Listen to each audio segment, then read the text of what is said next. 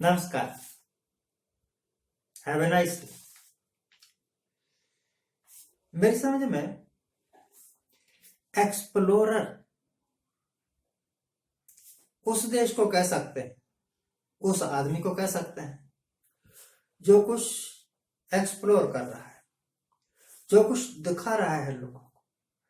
पहले नहीं देखा था, इस आदमी की वजह से लोगों ने देख लिया।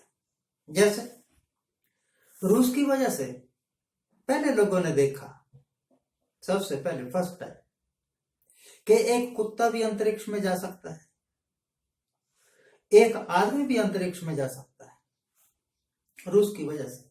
तो मेरी निगाह में रूस एक्सप्लोरर है अंतरिक्ष का। वो आदमी एक्सप्लोरर है जिसने चांद पर पहला कदम रखा।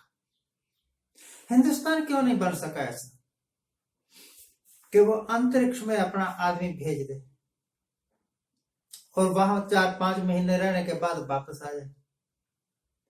बना बड़ी बाद में बना, बहुत 50 साल बाद में अगर आपने कुछ कर भी दिखाया तो क्या कर दिया? वो तो नकल है, ओरिजिनलिटी तो नहीं है। ओरिजिनल काम तो उसी का है ना जो पहली बार किया, जिसने पहली बार किया। तो मैं सोचता हूं कि क्यों नहीं हिंदुस्तान, वाई इंडिया कुडंट, कि पहला आदमी मैं भेजूंगा अंतरिक्ष में, पहला कदम हिंदुस्तानी का होगा चांद पर, या बुध पर, या शुक्र पर, या मंगल पर। क्यों नहीं होगा? अरे भाई, ये फजूल काम करने के लिए हमारे पास वक्त कहां है? हमने तो जोर लगा देना है मंदिरों को गिराने के लिए। मुसलमान राजा यही किया करते थे, बादशाह। हिंदुस्तान में मुसलमान बादशाहों ने जितने हिंदुओं के मंदिर तोड़े, वो एक Guinness book of world record में शामिल किया जा सकता है। अभूतपूर्व फिगर मिलेगी आपको। जितने के धर्म के नाम पर कत्लेआम हुए, 1947 हमारे सामने है। लाखों लोग 2 दिन में ही मार दिए गए। हिंदू नहीं मरे सिर्फ, सिख नहीं मरे सिर्फ, मुसलमान नहीं मरे, सभी मरे, और इससे मिला किसी को कुछ नहीं। और अपनी स्टेजों पर खड़े हो होकर अपनी छाती ठोक ठोक के, अपनी पीठ ठोक ठोक के कहते हैं हमने पाकिस्तान बना लिया, हमने हिंदुस्तान बचा लिया। ना आपने पाकिस्तान बनाया, ना इन्होंने हिंदुस्तान बचाया, आपने तो फाड़ के रख दिया सब कुछ। लाखों लोग मार दिए गए, और जो मारे गए वो बेकसूर थे। 84 में जो लोग मारे गए वो बेकसूर थे। अभी दिल्ली में क्या बोलते हैं, शाहीन बाग जो हुआ, और उसके बाद जितना हिंसा हुई, लीडर लोग बाहर निकल निकल के कहने लगे कि ये गद्दार हैं, इनको गोली मार दो। अभी तीन के दिन पहले हरिद्वार में साधु और संत, 2 ऐसे लफ्ज हैं जिससे जब भी मैं नाम लेता हूं तो मेरे दिमाग में एक ऐसी पर्सनैलिटी उभरती है, वो शांत है, एकाग्रचित है, जिसके मुंह से जो कुछ भी निकल जाए वो सच होने वाला है। इसी करके उनको सिद्ध पुरुष बोलते हैं। ये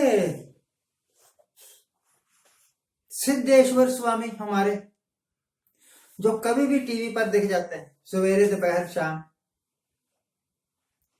कुछ ना कुछ अनाउंस करना हर रोज, जिनकी फेवरेट हॉबी है। नरेंद्र मोदी जी आज से 7 साल पहले कहते नहीं थकते थे, अच्छे दिन आने वाले हैं, और ये आए अच्छे दिन।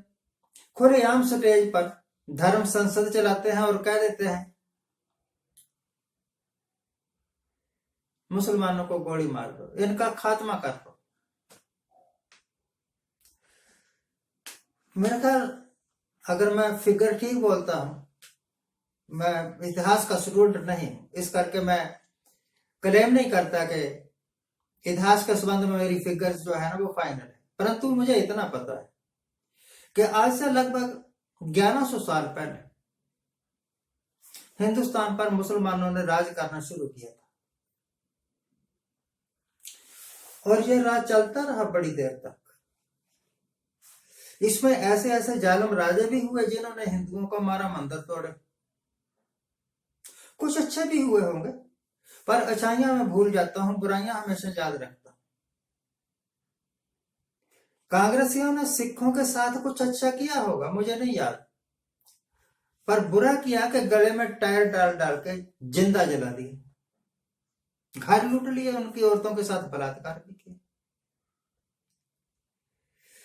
तो अच्छे दिन हमारे वास्ते तो कभी नहीं आए थे हिंदुस्तान में, आगे आएंगे भी नहीं।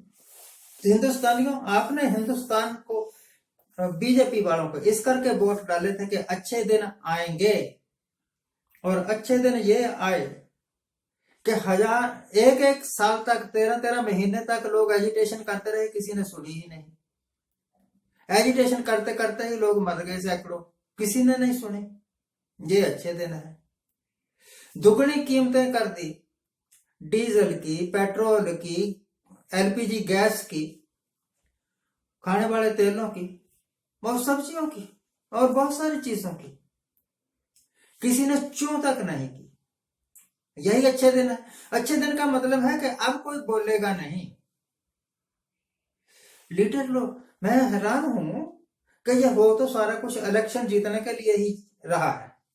किसी गुरुद्वारे में जाओ, गुरु ग्रंथ साहब के पेज पढ़वा दो, और लोगों का ध्यान उधर हो जाएगा, झगड़ा खड़ा हो जाएगा। झगड़ा खड़ा करना, लोगों की भावनाओं को भड़काना, और अगर भड़क गई तो अच्छे दिन आ गए। गुरुद्वारे उनकी इंसल्ट कर दो, गिरजाघर उनकी इंसल्ट कर दो, रात को 12 बजे जाओ, जब दिन में ही चले जाओ, रोकने वाला कौन है जब सरकार ही अपने। अवाड़ा का गिरजाघर उनमें तोड़ फोड़ कर दी, यीशु मसीह की पत्थर की मूर्ति बनी हुई, तोड़ भी दोगे तो उसको कोई चोट थोड़ी लगेगी, उसकी कोई इंसल्ट थोड़ी हो जाएगी।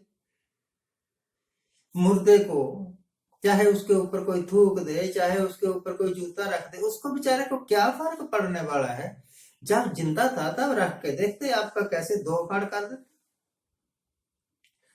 तो मैं समझता हूं कि आज के दिन में अगर मैं एनालाइज करूं कि जो नरेंद्र मोदी साहब कहा करते थे अच्छे दिन आने वाले हैं, और तो मुझे किसी तरीके से दिखते नहीं, इसी तरीके से दिखते हैं कि गुरुद्वारों में भी लड़ाइयां करवानी शुरू कर दी, गुरु ग्रंथ साहब के पेज पढ़वा के, गिरजा घर वालों में भी लड़ाइयां शुरू कर दी, उनकी मूर्तियां वगैरह तोड़ के। मुझे नहीं पता गिरजा घर में क्या होता है क्या नहीं होता है। मंदिरों को तोड़वा दो, अपना ही मंदिर तोड़वा दो, और कह दो मुसलमान ने तोड़ा, तो हो गया झगड़ा शुरू। और कुछ नहीं तो एक तबके को उकसा दो कि आप अपनी नमाज सड़क पर पढ़ा करो, और दूसरे को भड़का दो, नमाज नहीं पढ़ने देने सड़क पर। सड़क कोई पूजा पाठ की जगह थोड़ी है, वैसे भी वाकई ठीक है, पूजा पाठ की जगह नहीं है सड़क। तो जो नमाज पढ़ते हैं उनको भी शर्म आनी चाहिए कि यार अपने आप इतनी आपकी जनसंख्या है, आप एक अपने वास्ते पूजा का स्थान भी नहीं बना सके जहां पर आप नमाज पढ़ सके। ये सारा कुछ पता क्यों हो रहा है? क्योंकि इलेक्शन है भाई, और इलेक्शन जीतना है। इलेक्शन जीतने के लिए जो भी उठपटांग करना हो करेंगे, जितना भी गिर सकना है संभव उतना गिर जाएंगे, इखलाक से, अपने जुबान से भी अपने, पर इलेक्शन जीतेंगे। पर तब क्या होगा अल्लाह मियां, दीदी तेरी विदाई होने वाली है, और दीदी ने आपकी ही विदाई कर दी। ये सारा कुछ भड़काऊपन करने के बाद अगर आप हार गए तब कहां जाओगे? आप तो गंगा भी आपको स्वीकार नहीं करेगी कि वहीं जाके डूब मरे। आज के लिए इतना ही। सदा सुखी रहिए, आनंद प्रसन्न रहिए। नमस्कार।